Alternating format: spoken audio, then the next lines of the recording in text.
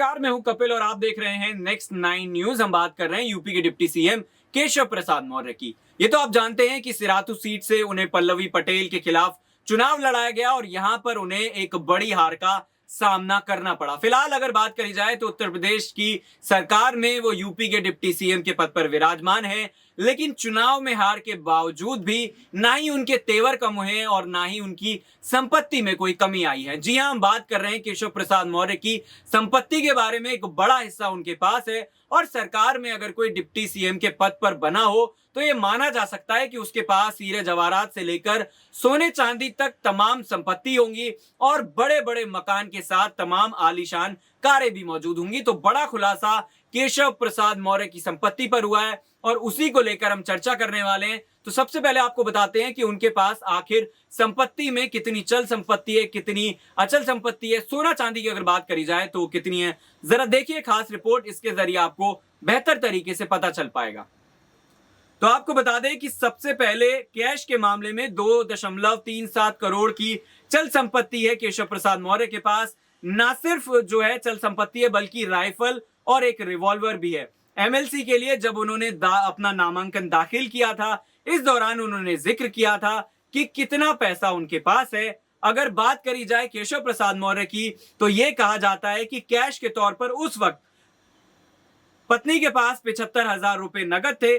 केशव प्रसाद मौर्य के पास 1,59,00,000 के आसपास कैश था। फिलहाल अगर बात करी जाए तो जिस तरीके से संपत्ति का एक बड़ा हिस्सा है, उसी तरीके से सोने चांदी की भी अच्छी खासी संख्या है। 65 ग्राम सोना उस वक्त बताया गया था जो 2.92 लाख का है। और उनकी पत्नी की अगर बात करी जाए तो उनके पास 285 ग्राम सोना और 2 किलो चांदी के जवाहरात भी हैं। केशव प्रसाद मौर्य के खिलाफ 1993 से लेकर 2017 तक लखनऊ, कौशाम्बी, प्रयागराज में लगभग 7 मुकदमे दर्ज किए गए थे। उसमें 5 मुकदमों में एफआईआर भी दर्ज की गई है। यानी कि ये एफआईआर क्यों दर्ज की गई है उसको लेकर खुलासा नहीं हुआ है, लेकिन जिस तरीके से लगातार हम आपको बता रहे हैं कि संपत्ति के मामले में केशव प्रसाद मौर्य किसी से भी पीछे नहीं है और जिस तरीके से लगातार संपत्ति उनकी बढ़ती जा रही है, ये माना जा सकता है कि आने वाले वक्त में और ज्यादा उनके पास पैसा होगा। और अगर पेट्रोल पंप की बात करी जाए तो उनके पास अपना खुद का यानी कि पेट्रोल पंप भी है। क्या कुछ उन्होंने और बताया उसके बारे में भी जरा जान लेते हैं। आपको बता दें कि उनके नाम पर पेट्रोल पंप है जिसका नाम है Kamdhenu filling station, Kamdhenu suppliers और कामधेनु कृषि ट्रेडिंग प्राइवेट लिमिटेड। और केशव प्रसाद की पत्नी जिनका नाम है राजकुमारी देवी, वो भी 2 कंपनियों की मालिक हैं जिनका नाम है कामधेनु लॉजिस्टिक और कामधेनु कृषि ट्रेडिंग। यानी तमाम जो चीजें हैं वो उनके पास है। और अगर हॉस्पिटल की बात करी जाए तो इसके अलावा Jeevan Jyoti clinic and hospital की पार्टनर भी हैं। वहीं उनके बेटे की अगर बात करी जाए योगेश मौर्य, तो वो एक कंस्ट्रक्शन कंपनी के मालिक हैं। इसके अलावा योगेश मौर्य 2 और अन्य कंपनियों के डायरेक्टर हैं और एक हॉस्पिटल के भी पार्टनर हैं। इस तरीके से तमाम बड़ी संपत्ति का हिस्सा उनके पास है। साल 2014 के लोकसभा चुनाव के दौरान उप मुख्यमंत्री केशव प्रसाद मौर्य की कुल संपत्ति 9 करोड़ से अधिक थी, जो बाद में बढ़कर हमने आपको बताया कि कितनी ज्यादा हो चली है। इलेक्शन कमीशन को दिए गए हलफनामे में केशव प्रसाद मौर्य ने उस वक्त बताया था कि अलग अलग बैंकों में 4 लाख रुपए से ज्यादा जमा है। हालांकि ये वो संपत्ति है जिसका खुलासा हो पाता है। तमाम ऐसी बड़ी संख्या में संपत्ति होती है जिसका खुलासा कभी हो ही नहीं पाता। और आपको ये भी बताते चले कि उनके पास न सिर्फ कृषि योग्य जमीन है जो 5 करोड़ 50 लाख की है, वहीं उनकी पत्नी के नाम भी लगभग 15 लाख से ज्यादा की जो जमीन है वो है और 45 लाख की गैर कृषि भूमि है। 55 लाख रुपए की रेसिडेंशियल बिल्डिंग है। यानी कि ये साफ तौर पर माना जाए कि संपत्ति का एक बड़ा हिस्सा केशव प्रसाद मौर्य के पास है और साथ ही साथ उनकी पत्नी और बच्चों के नाम भी बड़ा हिस्सा है। अब जरा बात कर लेते हैं उनके राजनीतिक जीवन के बारे में।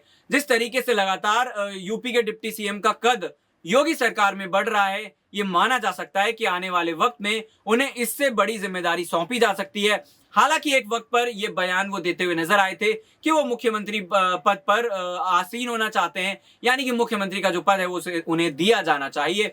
और इसको लेकर लगातार कयास भी लगाए जा रहे थे कि क्या वो अगर नाराज होते हैं तो अखिलेश यादव का दामन थाम सकते हैं, क्योंकि अखिलेश यादव ने एक बड़ा बयान दिया था और कहा था कि अगर 100 विधायक लेकर वो पार्टी में आते हैं तो उन्हें सम्मान दिया जाएगा और इस सम्मान के तौर पर मुख्यमंत्री पद भी दे दिया जाएगा। लेकिन फिलहाल ऐसा होता हुआ नजर नहीं आ रहा है। अखिलेश यादव के खिलाफ वो बयानबाजी करते हुए नजर आ रहे हैं। और योगी सरकार की अगर बात करी जाए तो उसमें पहले ही मैंने आपको बताया कि एक बड़ा पद वो संभाल रहे हैं। अगर वोट की बात करी जाए, वोट बैंक की बात करी जाए, तो तमाम ऐसी जातियां हैं पिछड़ी जिनके वोटों को वो साथ कर चल रहे हैं। मौर्य समाज जो है वो खास तौर पर उनके साथ है। लेकिन यही साथ चुनाव में सिराथू सीट से देखने को नहीं मिला था, जिसके बाद उन्हें एक बड़ी हार का सामना करना पड़ा था। यह हार कहीं ना कहीं पल्लवी पटेल के खिलाफ हुई थी, जिसके बाद अखिलेश यादव ने उनको लेकर एक बड़ा बयान दिया था। यानी कि ऐसी हार के बाद तमाम जो नेता हैं वो चुटकी लेते हुए नजर आते हैं। लेकिन इस हार के बाद फर्क यह आया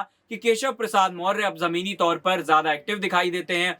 चुनावी बैठक हो या चुनावी कोई मंत्रणा हो, उसको लेकर वो आगे नजर आते हैं, क्योंकि अगर इसी तरीके से उनका कद कम होता रहा तो पार्टी उनसे किनारा कर सकती है। हालांकि दूसरी पार्टियों में जाने के ऑप्शन हमेशा खुले हुए होते हैं, लेकिन वहां पर क्या वही पद और सम्मान मिलेगा? ये तमाम ऐसे बड़े सवाल है जिनको कहीं ना कहीं नेता हमेशा टटोलने की कोशिश करते रहते हैं। निकाय चुनाव जल्दी आने वाले हैं और यहां पर भी ये कहा जा रहा है कि वोट बैंक कहीं ना कहीं साधना पार्टियों की मजबूरी हो जाती है। अगर ऐसा नहीं होता तो सत्ता से उन्हें बेदखल होना पड़ता है। केशव प्रसाद मौर्य का बड़ा बयान आया था, माफ कीजिएगा, स्वामी प्रसाद मौर्य का बड़ा बयान आया था। उसके बाद केशव प्रसाद मौर्य ने मोर्चा खोल दिया था और कहीं ना कहीं ये भी माना जा सकता है कि ये मोर्चा इसीलिए खोला गया ताकि अखिलेश यादव के विरुद्ध में इस तरीके की बयानबाजी हो, ताकि जो मौर्य समाज के लोग हैं वो स्वामी प्रसाद मौर्य के पास ना जाएं बल्कि केशव के पास ही रहें। तो इस तरीके की तमाम चीजें सामने आ रही हैं और कयास ये भी लगाए जाने लगे। इसको लेकर हमने आपको खास रिपोर्ट दिखाई थी कि क्या केशव प्रसाद मौर्य अखिलेश यादव की पार्टी में जा सकते हैं या फिर और उनके पास ऑप्शन है। लेकिन फिलहाल ऐसा कुछ होता हुआ नजर नहीं आ रहा है। योगी सरकार की अगर बात करी जाए तो काफी बेहतर तरीके से काम कर रही है। इस तरीके का दावा भी केशव प्रसाद मौर्य ने किया था। अब बड़ा सवाल यही उठता है और इसी के साथ आपको छोड़े जा रहे हैं कि संपत्ति उनके पास काफी ज्यादा है और अगर पद की बात करी जाए तो वो भी अच्छा खासा पद है, लेकिन मुख्यमंत्री पद की कसक कहीं ना कहीं केशव प्रसाद मौर्य को होगी। लेकिन क्या आने वाले वक्त में भारतीय जनता पार्टी की वो ऐसी मजबूरी बन जाएंगे कि उन्हें जो सीएम पद है वो देना पड़ेगा? क्योंकि योगी आदित्यनाथ की अगर बात करी जाए तो लगातार उनको लेकर ये चर्चाएं जोरों पर है कि क्या उन्हें प्रधानमंत्री जैसा बड़ा पद सौंप दिया जाएगा। क्योंकि अगर हिंदुत्व की राजनीति की बात करी जाए तो योगी जो है कहीं ना कहीं मोदी के बाद नजर आते हैं और एक वक्त पर वो मुसलमानों को लेकर खुलकर बयान देते थे, लेकिन फिलहाल वो काफी मुसलमानों के प्रति भी सॉफ्ट होते हुए नजर आ रहे हैं। तो क्या ये माना जाए कि केशव प्रसाद मौर्य यूपी के अगले मुख्यमंत्री हो सकते हैं? इन्हीं तमाम सवालों के साथ छोड़े जा रहे हैं। कमेंट करना बिल्कुल मत भूलिएगा। देखते रहिए नेक्स्ट टाइम न्यूज। नमस्कार।